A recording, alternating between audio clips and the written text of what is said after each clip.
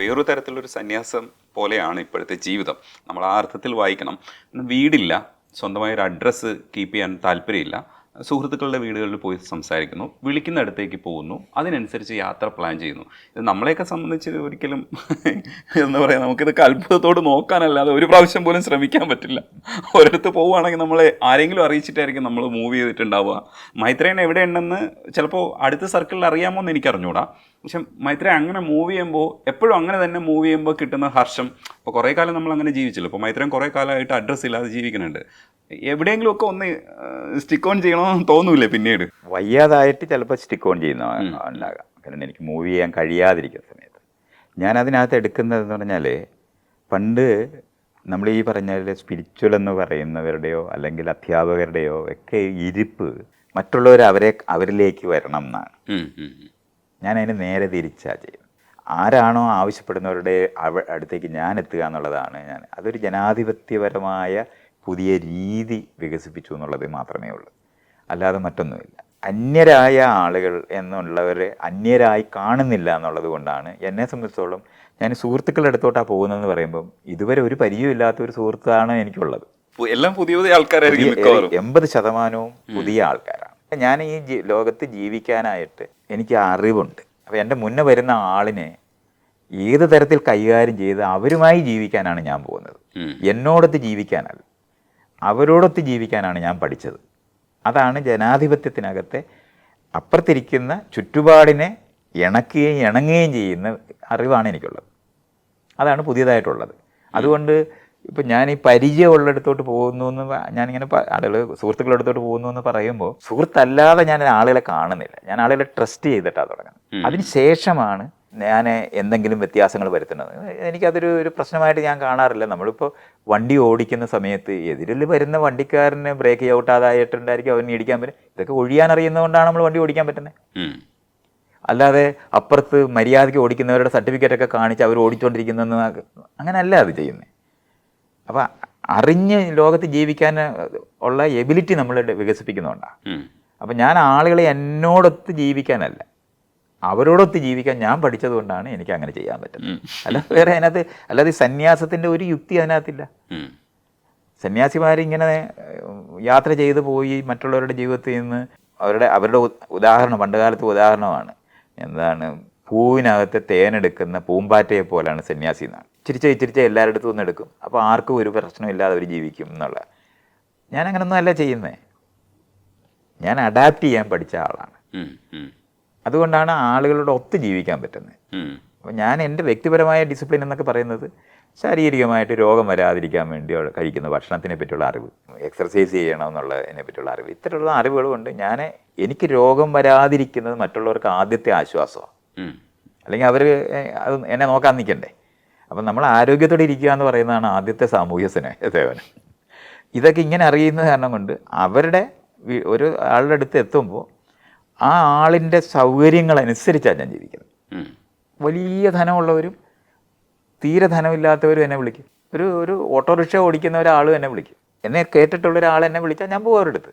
അപ്പോൾ അവർക്ക് ചിലപ്പോൾ തീരെ സൗകര്യങ്ങളൊക്കെ കാണത്തില്ല. എനിക്കതൊരു പ്രശ്നമായിട്ട് ഞാൻ അനുഭവിക്കത്തില്ല. കാരണം ആ ആൾ ജീവിക്കുന്നുണ്ടല്ലോ അവിടെ. അപ്പോൾ എനിക്കും പറ്റും. അത് നമ്മുടെ പ്രാക്ടീസസ് കൊണ്ട് നമുക്ക് ചെയ്തെടുക്കാൻ പറ്റുന്നതാണ്. അപ്പോൾ ഞാൻ അവരുടെ വീട്ടിനകത്ത് ഒരു ഗസ്റ്റ് ആകുകയല്ല ചെയ്യുന്നത്, അവരോടൊപ്പം ജീവിക്കുക ചെയ്യുന്നത്. ഈ സമയത്ത് കനിയുടെ ഒരു വിളി വരികയാണ്, ഒരു ആവശ്യം വരികയാണ്. അപ്പോൾ പ്രോമിനൻസ് എങ്ങനെയായിരിക്കും നമ്മൾ ഫിക്സ് ചെയ്യുക? അപ്പോൾ കനി എന്ന് പറയുന്ന മകളാവുമ്പോഴും അതൊരു സ്വതന്ത്ര ജീവിയായിട്ട് തന്നെയാണ് കാണുന്നത്. പക്ഷെ നമ്മൾ ആവശ്യപ്പെടുന്നത് നമ്മുടെ സർക്കിളിൽ വരുന്ന ഒരാളാണ്. അപ്പം നമ്മൾ അങ്ങോട്ടേക്ക് പോകാനായിരിക്കുമല്ലോ മനസ്സ് പറയുക, അങ്ങോട്ടേക്കായിരിക്കില്ലേ പോവുക? അത് ആവശ്യം അനുസരിച്ചാണോ ഫിക്സ് ചെയ്യുന്നത്, അതേ മനസ്സിൻ്റെ അപ്പോഴത്തെ അവസ്ഥ അനുസരിച്ചാണോ ഫിക്സ് ചെയ്യുന്നത്? ആവശ്യം അനുസരിച്ചിട്ടാണ് ഞാൻ ചെയ്യാറുള്ളത്. അപ്പോൾ വെറുതെ ഞാനിപ്പോൾ കമ്മിറ്റ് ചെയ്തിട്ടുള്ള സ്ഥലങ്ങളിൽ ഒഴിവാക്കിയിട്ട് കനിയോ ജയശ്രീയുടെ അടുത്തോ പോകുന്നുണ്ടാകില്ല. പക്ഷേ വിളിക്കാതെ പോകുന്ന ഒരാൾ ജയശ്രീ മാത്രമേ ഉള്ളൂ. കനിയും വിളിച്ചിട്ട് തന്നെയാണ് പോകുന്നത്. വിളിക്കാതെ പോകുന്ന ജയശ്രീ, അത് ജയശ്രീ ഞാനും തമ്മിലുള്ള നേരത്തെ ഉള്ള ഞങ്ങൾ രണ്ടുപേരും ഇണകളായിട്ടിരിക്കുന്ന കരാറുള്ളത് കാരണം കൊണ്ട് ജയശ്രീയുടെ അടുത്ത് ഞാൻ പോവുക എന്ന് പറയുന്നത് ജയശ്രീ ഫോൺ എടുത്ത് വിളിച്ച് പറഞ്ഞിട്ട് എന്താ കാണുന്നില്ലല്ലോ എന്ന് ചോദിക്കേണ്ട കാര്യമില്ല. വടക്കൻ കേരളത്തിലോട്ട് പോയാൽ ജയശ്രീയുടെ അടുത്ത് ഞാൻ പോയിരിക്കും. അത് ആ ഒരാളുടെ അടുത്ത് മാത്രമാണ് ഇപ്പോഴും വിളിക്കാതെ പോകുന്നത്. ബാക്കി വിളിക്കുന്നിട്ട് ആവശ്യമുള്ളിടത്ത് ഇരിക്കുകയാണെന്നുണ്ടെങ്കിൽ അനാവശ്യമായ അനുഭവം ഉണ്ടാകത്തില്ല. അത്രയേ ഉള്ളത്. ആവശ്യമുള്ളവരുടെ അടുത്ത് ആവശ്യമുള്ള അത്രയും കാലം ഇരിക്കുക എന്ന് പറയുമ്പോൾ നമുക്കും നമ്മളും എന്താണ് വേണ്ടവരാണെന്ന് നമ്മളെ അവർക്കും അനുഭവിപ്പിക്കും, അവരും അനുഭവിക്കും. ആവശ്യം കഴിയുന്നു എന്ന് തോന്നുന്ന സമയത്ത് അവിടുന്ന് പോകാൻ അറിയുന്നവരാണെന്നുണ്ടെങ്കിൽ നല്ല ബന്ധങ്ങളെ ഉണ്ടാവുള്ളൂ. അതുപോലെ ഒരു കാര്യം കൂടെ ഉള്ളത്, ഇപ്പോൾ കനിയുടെ വിദ്യാഭ്യാസത്തിൽ നന്നായിട്ട് ശ്രദ്ധിക്കുകയും അന്ന് ഇൻട്രാക്ട് ചെയ്യുകയൊക്കെ ചെയ്തിരുന്നു. ഇപ്പോൾ എങ്ങനെയായിരിക്കും കനിയുടെ അടുത്തുള്ള ഇപ്പോൾ എന്തെങ്കിലും കാര്യങ്ങളൊക്കെ ചോദിക്കുമല്ലോ, സംശയങ്ങളോ അങ്ങനെ എന്തെങ്കിലും തരത്തിൽ ആശ്രയിക്കുന്ന ഒരു സ്വഭാവം കനിക്കുണ്ടോ? നമ്മൾ തിരിച്ചെന്തെങ്കിലും കാര്യത്തിൽ ഇതായിരിക്കും നല്ലതെന്നൊക്കെ പറയുന്ന അങ്ങനെ അഭിപ്രായം പറയുന്ന ഒരു രീതിയുണ്ടോ? ശരിക്കും പറഞ്ഞാൽ അവൾ പറയുന്നത് നമ്മൾ ഇപ്പം ഞാനും ജയശ്രീയും കൂടെ മിക്കവാറും ഒന്നിച്ച് ആണ് അത് കേൾക്കാറുള്ളത്. അവൾ പറയുന്നത് കേൾക്കാറേ ഉള്ളൂ, അല്ലാതെ അഭിപ്രായങ്ങൾ പറയാറില്ല. ചോദിക്കുവാണെങ്കിൽ ഒരു കാര്യത്തിനെ പറ്റി ചോദിക്കുവാണെങ്കിൽ അഭിപ്രായം പറയും. അത് നിങ്ങൾ ആരെങ്കിലും ചോദിക്കുന്ന പോലെ പറയുന്നതേ ഉള്ളൂ. അല്ലാതെ കനി അഭിനയിക്കുന്നത് ഇങ്ങനെയാണോ, അല്ലെങ്കിൽ ഈ സിനിമയിൽ അഭിനയിക്കാമായിരുന്നോ, അല്ലെങ്കിൽ ആ സംവിധായകൻ്റെ കൂടെ പോകാമോ, ഇപ്പം നീ യാത്ര ചെയ്യുന്ന ഇന്നടത്താണോ, ഇതൊന്നും ഇങ്ങനത്തെ ഒരു ചോദ്യമോ ഉത്തരവോ നമുക്കില്ല. അവൾ വിളിച്ചിട്ട് ഇന്നടത്താണുള്ളത് എന്ന് പറയുമ്പോൾ അത് അറിയുകയും അവൾ ഇന്നതൊക്കെയാണ് ചെയ്തത്. അപ്പോൾ എനിക്കിപ്പം അവൾ ഹിന്ദിയിലൊക്കെ സീരിയലൊക്കെ അഭിനയിച്ചിട്ടുണ്ട്, ഞാൻ ഇതുവരെ കണ്ടിട്ടേ ഇല്ല. അത് കാണാതിരിക്കുകയല്ല ചെയ്യുന്നത്. ഈ ഹിന്ദി എനിക്ക് അങ്ങനെ അങ്ങോട്ട് ഫ്ലുവൻ്റായിട്ട് കേൾക്കാത്തപ്പോൾ നമുക്ക് അതിൻ്റെ സൂക്ഷ്മതയൊന്നും കിട്ടത്തില്ല. അപ്പോൾ വേറൊരാളോടൊക്കെ ചോദിച്ച് മനസ്സിലാക്കുകയൊക്കെ വേണ്ടി വരും. അപ്പോൾ അങ്ങനെ പാടുപെട്ട് കാണാനായിട്ട് ഞാൻ പോകാറില്ല. അപ്പോൾ അത് മലയാളത്തിലോ ഇംഗ്ലീഷിലോ ഒക്കെ ആണെന്നുണ്ടെങ്കിൽ നമ്മൾ കാണുന്നുണ്ടാവും എന്നുള്ളതല്ലാതെ ഞാൻ അവളെ അഭിനയിച്ച എല്ലാ സാധനം കണ്ടിട്ടൊന്നുമില്ല. അവളും പറയാറുണ്ട് ഇപ്പോൾ അഭിനയിച്ചതെല്ലാം കാണാൻ പറയത്തൊന്നുമില്ല. ചിലത് സിനിമ കണ്ടു നോക്കാൻ പറയുന്ന ഒരു സജഷൻ വരുന്നതാണെങ്കിൽ ഇവിടെ സിനിമ ഉണ്ട് എന്ന് പറയുന്നുണ്ടെങ്കിൽ കാണണമെന്നുള്ള ആഗ്രഹമാണ്. അത്രയേ ഉള്ളൂ. അല്ലാതെ ഒരു ദിവസവും അവളെ വിളിക്കുന്നത് തീരെ ഇല്ല. നമ്മൾ ഈ സോഷ്യൽ മീഡിയയിൽ നിൽക്കുന്ന കാരണം കൊണ്ട് അവളെവിടെയാണെന്നും എന്തോ ചെയ്യുന്നതെന്നും ബാക്കിയുള്ളവർ അറിയുന്ന പോലെ ഞാനും അറിയുന്നുണ്ട്. പ്രത്യേകിച്ച് നമുക്ക് അങ്ങനെ ചോദിക്കേണ്ട കാര്യമൊന്നുമില്ല. പിന്നെന്ന് പറഞ്ഞാൽ ഈ വാട്സാപ്പ് എന്ന് പറയുന്ന ഇതിനകത്ത് എന്തെങ്കിലും ഒരു കാര്യം ഉണ്ടെന്നുണ്ടെങ്കിൽ നമ്മളൊരു ഇന്നടുത്തുണ്ട്, അപ്പോൾ അതിനകത്ത് അവൾ എവിടാ എന്ന് പറഞ്ഞിട്ടൊരു കുറിപ്പടി വന്ന ഇങ്ങോട്ടെങ്ങാണ്ട് വരുവാണെന്ന് മനസ്സിലാവും. അപ്പം അവൾക്കും തിരക്കുള്ള ഒരാളാണ്, ജയശ്രീക്ക് തിരക്കുള്ള ആളാണ്, എനിക്ക് തിരക്കുള്ള ആളാണ്. അപ്പോൾ സ്വാഭാവികമായിട്ട് ഇത് കോർഡിനേറ്റ് ചെയ്യാതെ നമുക്ക് ഒരിക്കലും അല്ലാതെ കാണാൻ പറ്റില്ല. അപ്പോൾ അത് നമ്മൾ പരസ്പരം അങ്ങോട്ടും ഇങ്ങോട്ടും അറിയുകയാണ് ചെയ്യുന്നത്. ഇപ്പോൾ ജയശ്രീയുടെ അടുത്ത് ഞാൻ പോകുമ്പോൾ ജയശ്രീയുടെ അടുത്ത് ഞാൻ പറയുന്നുണ്ട് ഞാൻ ഇന്ന ദിവസം വരും എന്ന് പറയുമ്പോൾ ജയശ്രീ അവിടെ കാണണമെന്നില്ല. അപ്പോൾ അവിടെ ഇല്ലെന്ന് പറഞ്ഞാൽ പിന്നെ അങ്ങോട്ട് പോകുന്നുണ്ടാകത്തില്ല. അത്രയേ ഉള്ളൂ. അല്ലാതെ അതിനകത്ത് ഒരു ഇതില്ല. ഇതേപോലെ തന്നെയാണ്. അപ്പോൾ അവൾ എവിടെയാണെന്ന് ചോദിക്കുമ്പോൾ ഞാൻ ഇന്നടത്താണെന്ന് പറഞ്ഞാൽ അതിന് പിന്നെ ഒരു മറുപടി ഇല്ലെങ്കിൽ കാണാൻ കഴിയാത്തിടത്താണ് എന്ന് മനസ്സിലായി. പിന്നെ അതിനകത്ത് വലിയ നീ എന്താ അങ്ങനെ ചോദിച്ചതെന്ന് ചോദിക്കത്തൊന്നുമില്ല. നമ്മൾ ആ ഒരു ഡയലോഗില്ല. അതേ സമയത്ത് ഇന്നടത്ത് പോവുകയാണ്. ഇപ്പോൾ ജയശ്രീയും ഞാനും കനിയും കൂടെ ഒന്നിച്ച് കാണുക എന്ന് പറയുന്നത് കനിയുടെ മുൻകൈയിൽ ജയശ്രീയെ കാണാൻ കനി പോകുമ്പോൾ ഞാൻ ഇത്ര ദിവസം തൊട്ട് ഇത്ര ദിവസം വരെ ജയശ്രീയുടെ അടുത്തുണ്ടാവും എന്ന് പറയുമ്പോൾ ഞാൻ അവിടെ എത്തിച്ചിട്ട് നമുക്ക് 3 പേർ കൂടെ കാണാം എന്നുള്ള അർത്ഥമാണ്. അല്ലെന്നുണ്ടെങ്കിൽ ഗോവയിലാണ് അവൾ താമസിക്കുന്നത്, അവിടോട്ട് വരാൻ പറ്റുമോ എന്ന് ചോദിക്കും. അപ്പോൾ ഞങ്ങൾ 2 പേർക്കും സമയം ഉണ്ടെങ്കിൽ ഞങ്ങൾ ഒന്നിച്ച് അപ്പം 2 പേരും ആ സമയം കണ്ടെത്തി അവിടെ എത്തിച്ചേരുക ചെയ്യുന്നത്. അങ്ങനെയാണത് കാണുന്നത്.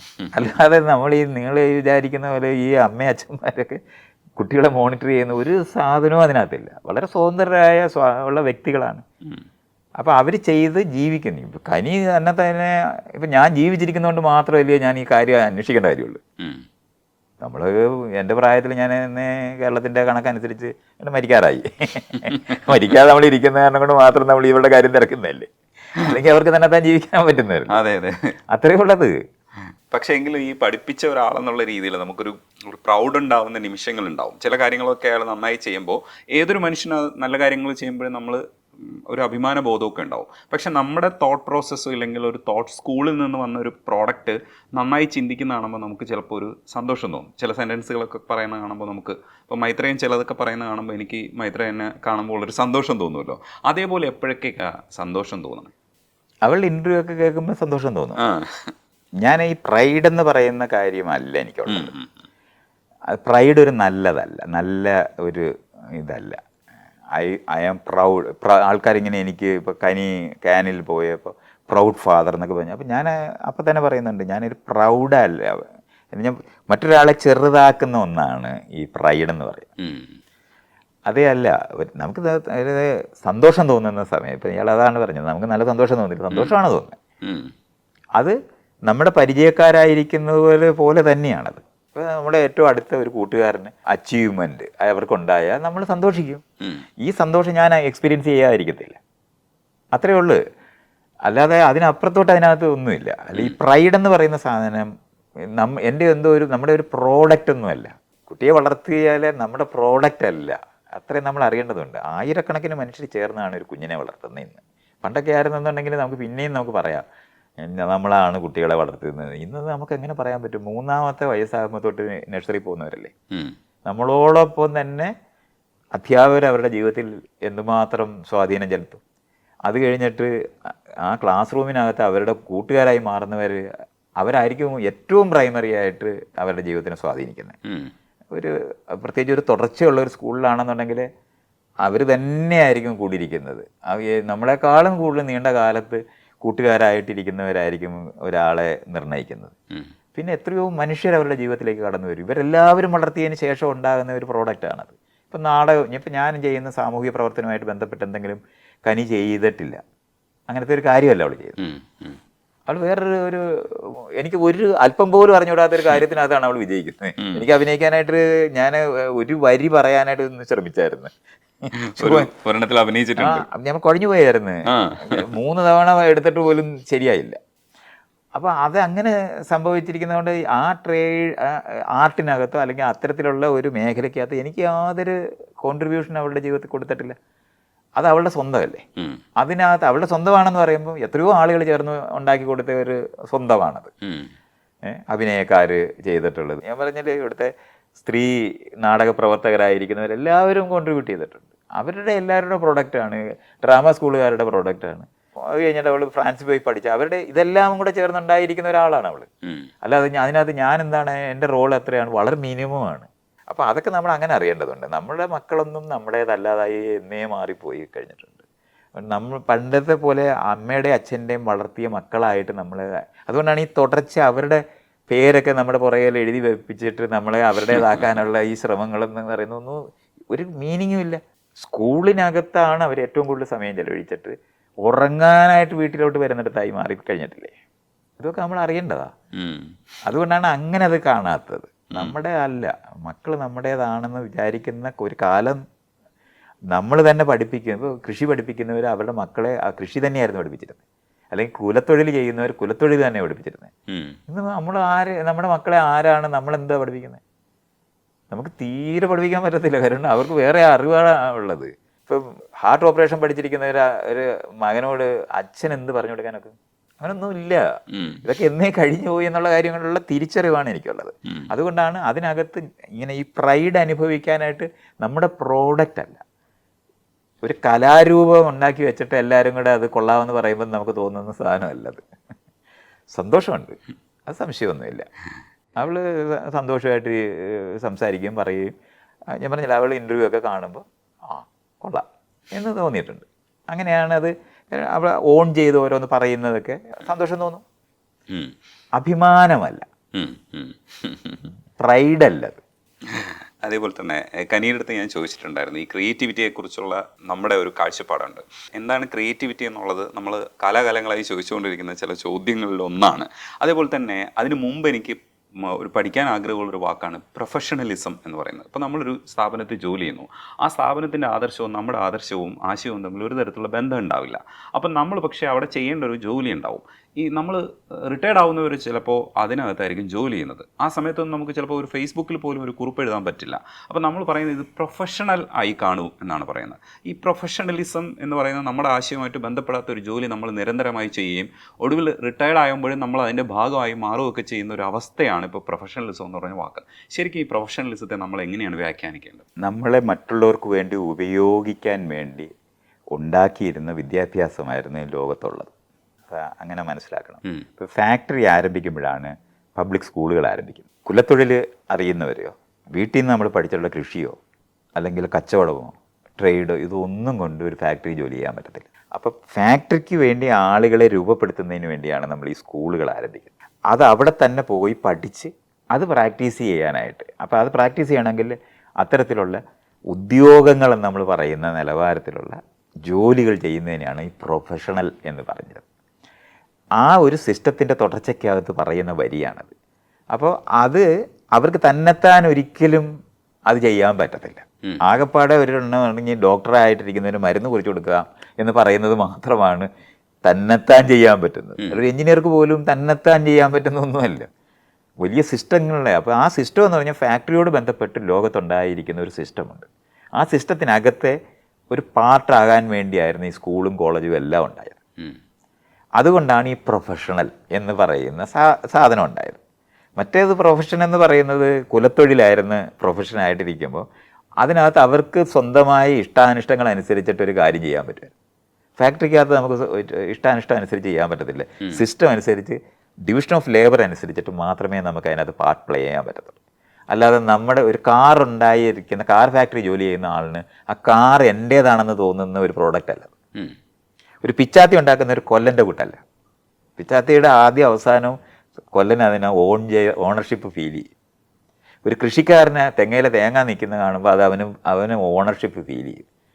ഓണർഷിപ്പ് ഫീൽ ചെയ്യാത്ത പണിയെടുത്ത് വല്ലവർക്കും വേണ്ടി ചെയ്തു കൊടുക്കുന്നവരെയാണ് പ്രൊഫഷൻ എന്ന് പറയുന്നത്.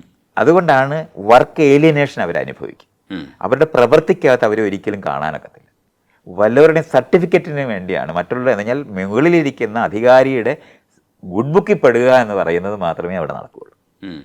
അത് കാരണം കൊണ്ട് നമ്മുടെ വർക്കിനകത്ത് നമുക്ക് അഭിമാനിക്കാനൊക്കത്തില്ല. കാരണം വർക്ക് നമ്മുടേതല്ല, അത് വേറെ ആളുകൾ കൊണ്ടുപോകും. ആ കാറ് ഞാൻ ഉണ്ടാക്കിയതാണെന്ന് ഒരു വർക്കറിനും തോന്നത്തില്ല.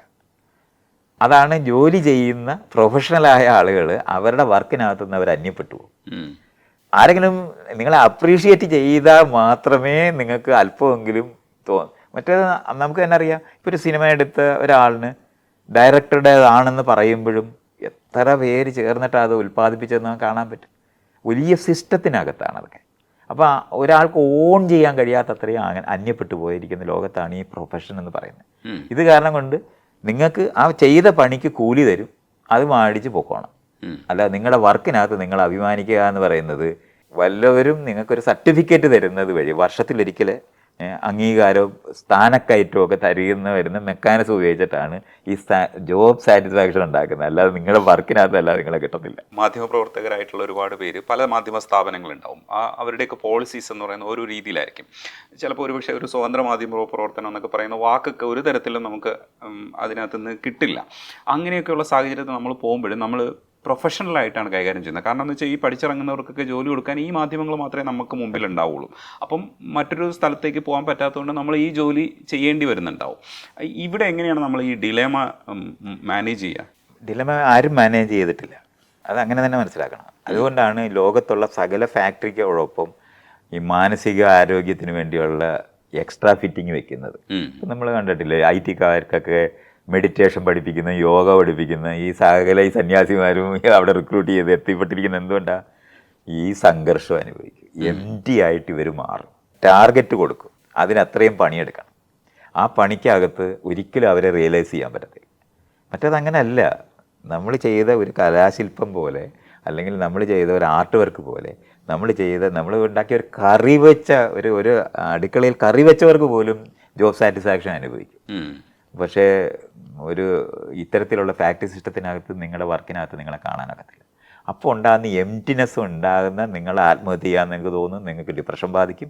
ഇത്തരത്തിലുള്ള പ്രശ്നങ്ങൾ വ്യക്തിഗതമായ നിങ്ങൾക്ക് കോപ്പപ്പ് ചെയ്യാൻ കഴിയാത്തവരാണെന്ന് നിങ്ങളെ ബോധ്യമാക്കി തരുന്നതിന് വേണ്ടിയാണ് ഈ എക്സ്ട്രാ ഫിറ്റിങ്ങിൽ സകല യോഗാഭ്യാസവും ഈ പറയുന്ന മെഡിറ്റേഷനും പഠിപ്പിക്കുന്നത്. ശരിക്കും പറഞ്ഞാൽ തൊഴിലാളികളായിരുന്നവർ ഇതേപോലെ പ്രശ്നം ആദ്യം അനുഭവിക്കുമ്പോഴാണ് അവർ ട്രേഡ് യൂണിയൻ ഉണ്ടാക്കി കോമൺ പ്രശ്നമുണ്ടെന്ന് തിരിച്ചറിഞ്ഞിട്ട് പരിഹാരങ്ങൾ അന്വേഷിച്ച് പോയത്. അത് വീണ്ടും ഇവർ ഇല്ലാതാക്കി കളഞ്ഞാണ്. ഇപ്പോൾ ട്രേഡ് യൂണിയൻ അനുവദിക്കത്തില്ല. വ്യക്തിഗതമാക്കി എല്ലാ പ്രശ്നങ്ങളും. നിങ്ങൾക്ക് ഡിപ്രഷൻ ബാധിക്കുന്നുണ്ടെങ്കിൽ നിങ്ങൾക്ക് കോപ്പി ചെയ്യാൻ അറിഞ്ഞൂടാ. അതിന് കോപ്പി ചെയ്യാൻ അറിയുന്ന മെക്കാനിസമാണ് ഈ പറയുന്ന ധ്യാനവും സകല സാധനവും പഠിപ്പിക്കുന്നത്. നിങ്ങൾ വെറുതെ നോക്കിയാൽ മതി. ചാകര എടുക്കുന്ന സമയത്ത് അവിടെ സാധനം വിൽക്കാൻ പോകുന്നത് പോലാണ് ഈ ഫാക്ടറിക്ക് ചുറ്റിനും ഈ പറയുന്ന ആധുനികമായ എല്ലാ സ്ഥാപനത്തിന് ചുറ്റിനും ഇത്തരത്തിലുള്ള കച്ചവടക്കാർ, ആത്മീയ കച്ചവടക്കാർ പ്രത്യക്ഷപ്പെടുന്നത് അങ്ങനെയാണ്. ഇന്ന് നമ്മൾ ലോകത്ത് കാണുന്ന ഈ ആത്മീയതയുടെ ഇത്രയും രണ്ടാമത് വന്നതുപോലെ തോന്നുന്നത് മുഴുവൻ ഈ ആൾക്കാരുടെ എംപ്റ്റിനെസ് പരിഹരിച്ചു കൊടുക്കാൻ വ്യക്തിഗതമായി പ്രശ്നങ്ങളെ മാറ്റിയ ഒരു ലോകത്തിൻ്റെയാണ്. മറ്റേതങ്ങനല്ല, കൂട്ടായ്മയായിട്ടുണ്ടാകുകയാണ്. ഇപ്പം നിങ്ങളൊരു സ്റ്റാർട്ടപ്പ് തുടങ്ങി, നിങ്ങളുടെ കൂട്ടായ്മയാണെന്നുണ്ടെങ്കിൽ നിങ്ങൾക്ക് ഭയങ്കരമായിട്ട് ആഹ്ലാദം ഉണ്ടാകും. നിങ്ങളുടെ പ്രോഡക്റ്റിനെ പറ്റി അതിന് നിങ്ങൾക്ക് ഉടമസ്ഥാവകാശം അനുഭവിക്കും. ഇപ്പോൾ ഒരു സ്റ്റീവ് ജോബ് ഫോൺ ഉണ്ടാക്കുന്ന സമയത്ത് അയാൾക്ക് സന്തോഷം ഉണ്ടാകും. പക്ഷെ അത് കഴിഞ്ഞിട്ട് ആപ്പിളിൽ ജോലി ചെയ്യുന്നവർക്ക് ആർക്കും ഉണ്ടാകത്തില്ല. ഇത്രയും നമ്മൾ അറിയേണ്ടതുണ്ട്. ഈ റിയലൈസേഷൻ്റെ പ്രശ്നമാണ്. അവിടെയാണ് ഈ പറയുന്ന മുഴുവൻ മുമ്പോ ജിംബോ എന്ന് നമ്മളിന്ന് പറയുന്ന ലോകത്തിലുള്ള ഈ ശ്രീയും ഒക്കെ എങ്ങനെ ഇറങ്ങി അങ്ങ് പുറപ്പെട്ടിരിക്കുന്നത്. ലോകം മുഴുവൻ ഉണ്ടായത് അങ്ങനെയാണ്. ഈ ആളുകളെ സകല സെൻ ബുദ്ധിസവും താവോയിസവും കൺഫ്യൂഷനിസവും ഈ സ്പിരിച്വൽ എന്ന് നമ്മൾ പറയുന്ന യോഗവും സകല സാധനവും ഈ വീണ്ടും രണ്ടാമത് സർഫസ് ചെയ്തത് ഇത്രയധികം ഫാക്ടറിക്കകത്ത് empty ആയ മനുഷ്യരുടെ തലയ്ക്കകത്ത് അവരുടെ പ്രശ്നങ്ങൾ, വ്യക്തിഗതമായ പ്രശ്നങ്ങൾ കൊണ്ടാണ് നിങ്ങൾ സഫർ ചെയ്യുന്നുണ്ട്, ഡിപ്രഷൻ വരുന്നതെന്ന് പഠിപ്പിക്കുന്നതിന് വേണ്ടി ഉണ്ടായത്. അതിൻ്റെ പരിഹാര നിർദ്ദേശങ്ങളായിട്ടാണ് അതെപ്പോഴും നമ്മൾ കാണുന്നത്, എങ്ങനെയാണ് ഇതൊക്കെ രൂപപ്പെട്ടു വന്നിരിക്കുന്നത്. അതേ സമയത്ത് ഈ ഫാക്ടറി തന്നെ നമ്മളിപ്പോൾ നമ്മളെല്ലാവരും കൂടെ ചേർന്നാണ് ഷെയറിനകത്ത് ഇട്ട് നമ്മുടെ ഫാക്ടറി ആയിട്ട് അനുഭവിക്കുകയാണെന്നുണ്ടെങ്കിൽ ഇങ്ങനെ അനുഭവിക്കത്തില്ല. അത് ഇതുവരെ നമുക്ക് കഴിഞ്ഞിട്ടില്ല. പബ്ലിക് ഷെയറൊക്കെ ഉണ്ടായിട്ടുണ്ട്, വർക്കേഴ്സിനെ കൊണ്ട് അത് എടുപ്പിക്കുകയും ചെയ്യുന്നുണ്ട്. പക്ഷെ അതൊരു ട്രാപ്പ് പോലെയാണ് അത് ഇപ്പോൾ നിൽക്കുന്നത്. അല്ലാതെ യഥാർത്ഥത്തിൽ ഓണർഷിപ്പ് ഇല്ല. കാരണം ഹെയറാർക്കിക്കലായിട്ട് തന്നെയാണ് ഇതെല്ലാം നിർത്തിയിരിക്കുന്നത്. അത് കാരണം കൊണ്ട് ഒരു കൂട്ടായ കോഓപ്പറേറ്റീവ് സിസ്റ്റത്തിൻ്റെ വലിപ്പമല്ല ഉണ്ടായിട്ടുള്ളത്. അപ്പം നമ്മുടെ തന്നെ റിയലൈസേഷൻ അനുഭവിക്കാതാക്കി കളയും. അത് മറക്കണ്ട. അത് നിങ്ങൾ അത് പരിഹരിച്ചു എന്ന് വിചാരിക്കുന്നത് പരിഹരിച്ചിട്ടില്ല എന്നുള്ളതിൻ്റെ ഏറ്റവും വലിയതാണ് ഈ ലോകം മുഴുവൻ ഇപ്പോഴും ഈ അമ്പലവും പള്ളിയല്ല ഇപ്പോഴും ഓടിക്കൊണ്ടിരിക്കുന്നത്.